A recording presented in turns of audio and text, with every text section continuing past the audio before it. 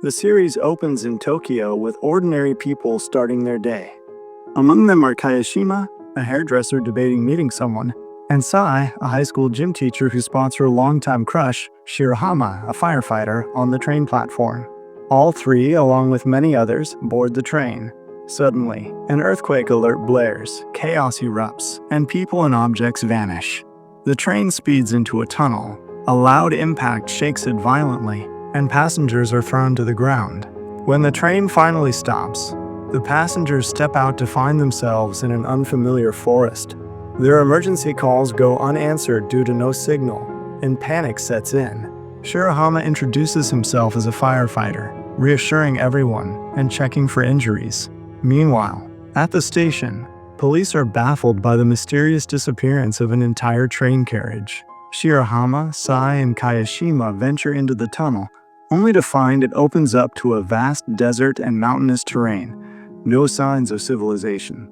They return to the train, relaying the shocking news, which intensifies the passengers' fear, making them believe they've been transported to another world. Shirahama lists all 46 passengers, but Kayashima refuses to give his name. Sai is impressed by Shirahama, recalling how she first developed feelings for him during a firefighter training session at her school. Accusations and revelation.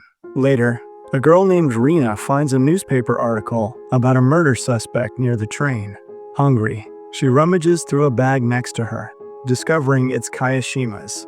Inside, she finds scissors and a letter from prison. Rina quickly replaces the items, then secretly steals food from another bag.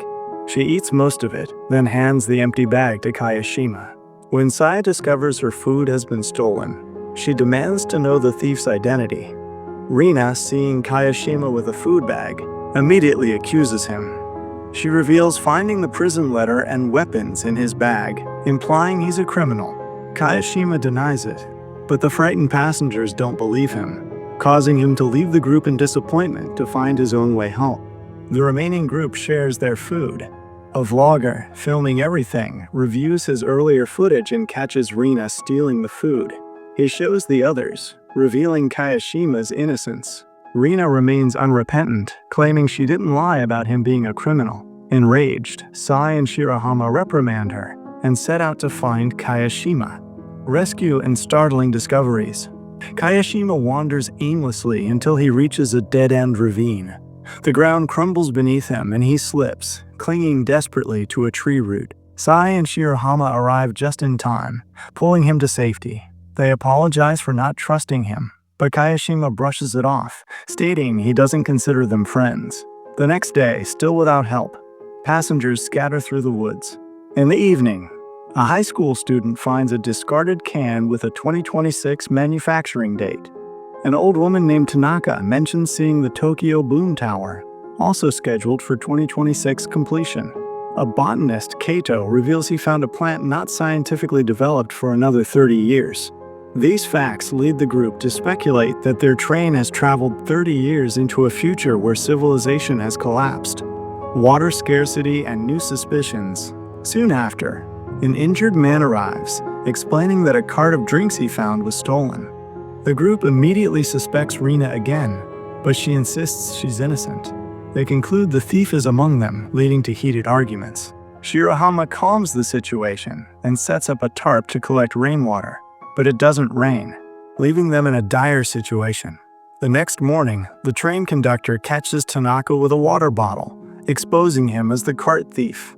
Tanaka admits it and offers to trade the water for money, as only he knows its location. Kayashima grabs Tanaka, threatening him if he continues to be difficult. Terrified, Tanaka leads them to the cart. Everyone gets one water bottle, but they know it won't last. The Mount Fuji revelation and emotional confessions.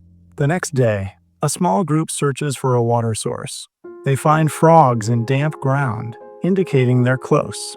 Shirahama ties a safety rope and climbs a cliff, discovering a fresh stream. As he walks further, he's stunned to see a vast sea with Mount Fuji in the distance, but no signs of civilization. He returns to the train, showing the picture of Mount Fuji, confirming their future travel theory. Passengers record tearful messages for their loved ones. Sai approaches Kayashima, who opens up about raising his younger brother Tatsuya after their parents abandoned them. Tatsuya got involved in crime and ended up in juvenile jail. Kayashima hasn't spoken to him in 2 years. The prison letter was from Tatsuya, due for release on the day of the accident. Sai comforts him and tries to record a video message for Tatsuya, but Kayashima refuses, and her phone dies. He calls her foolish, but it's clear he's developing feelings for her. Outside world and growing tensions. In the outside world, families of the missing passengers gather at the train station, demanding answers. Tatsuya, at his brother's salon, angrily declares his brother isn't dead. Meanwhile, Tanaka spots a mysterious person in the forest and chases them. He returns, stealing Kayashima's hairdressing tools to continue his pursuit. Tanaka eventually comes back empty-handed, and Kayashima is furious about his stolen tools. Tanaka explains he saw someone in a cap who wasn't part of their group, but Kayashima doesn't believe him. Their argument is cut short by rain, bringing relief to everyone. Tanaka declares he's had enough and leaves the group. Poison soup and a new threat. The next day, Kato leads a foraging team to identify edible plants. Sai and Rina are collecting berries when Sai suddenly collapses, having eaten a toxic plant that resembled edible berries. Fortunately, she didn't consume much, and Shirahama helps her vomit it out. Kayashima notices Tanaka lurking in the background. That evening, the group prepares makeshift weapons and eats soup.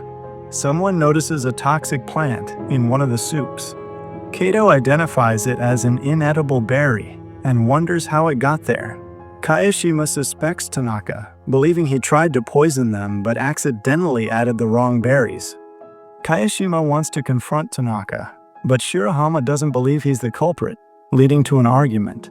Shirahama leaves to search for Tanaka. Hours pass, and Shirahama doesn't return. Sai worries and decides to look for him, but Kayashima warns her it's too risky alone and asks her to wait. He teases her about being a Shirahama fan, which she denies, then shares the story of how she first met Shirahama, who was unaware of her until the accident. A glimmer of hope and a brutal attack. Shirahama, searching for Tanaka, falls into a ditch and injures his leg, calling for help in vain. The next morning, Sai decides to search for Shirahama, and Kayashima joins her. Just as they're about to leave, Shirahama limps back, revealing he couldn't find Tanaka, but recovered Kayashima's hairdressing tools. Kayashima becomes emotional, bursting into tears. As the tools were a gift from Tatsuya, he can now make everyone fabulous. Sai and Shirahama comfort him, promising they'll find a way home for him to reunite with his brother. Shirahama tells the group the soil was damp where he was last night, suggesting a nearby river where they might catch fish. The group is thrilled and determined to find it. A new mystery and a cliffhanger. In the outside world, police search for a suspect in a cap who stabbed someone at a train station days ago. CCTV footage shows the suspect boarded the vanished train. Back in the forest, Shirahama, Kayashima, and Kato explore for the river. They spot a bird, suggesting food might be nearby. Kato walks ahead, and the other two notice a strange man in a cap in the distance. Shortly after, they hear a groan. Kato has been brutally stabbed. The culprit flees before they can catch him, ending the episode.